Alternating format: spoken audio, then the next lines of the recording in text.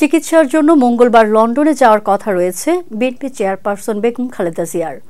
এর একদিন আগে সাবেক এই প্রধানমন্ত্রীর সঙ্গে সৌজন্য সাক্ষাৎ ও তার চিকিৎসার খোঁজ খবর নেওয়ার কথা স্মরণ করে আবেগঘন স্ট্যাটাস দিয়েছেন অন্তর্বর্তী সরকারের আইন উপদেষ্টা ডক্টর আসিফ নজরুল।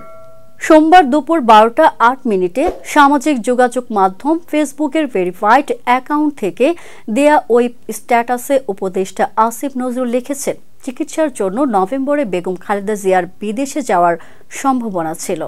সেরকম একটা সময়ে আমি ওনার সাথে সৌজন্যমূলক সাক্ষাৎ করতে যাই। একান্তে কথা হয় কিছুক্ষণ ওনার বাসভবনে। বেগম জিয়া গণ অভ্যুত্থানের ছাত্র নেতৃত্বের প্রশংসা করেন এবং অন্তর্বর্তী সরকারের সাফল্য কামনা করেন। জানান, সবসময় তিনি খবর রাখেন দেশের। সেদিনের স্মৃতিচারণ করে পোস্টে উপদেষ্টা আসিফ নজরুল আরও লিখেছেন, আমি ওনার স্বাস্থ্যের কথা, হাসিনা শাসনামলের দুঃসহ সময়ের কথা জানতে চাই। লক্ষ্য করি তিনি একবারও শেখ হাসিনার নাম নিচ্ছেন না।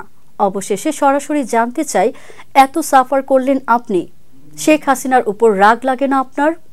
তিনি একটু নীরব থাকেন, তারপর ম্লান কণ্ঠে বলেন, রাগ করে কি করব বলেন, আল্লাহর কাছে বলি। পোস্টের শেষ অংশে অন্তর্বর্তী সরকারের এই আইন উপদেষ্টা লিখেছেন, মঙ্গলবার বেগম জিয়া চিকিৎসার জন্য যাচ্ছেন লন্ডনে। আল্লাহর কাছে দোয়া করি তিনি যেন সম্পূর্ণ সুস্থ হয়ে ফিরে আসেন দেশে, আবার যেন ভূমিকা রাখতে পারেন বাংলাদেশের গণতন্ত্র আর অগ্রগতি বিনির্মাণে।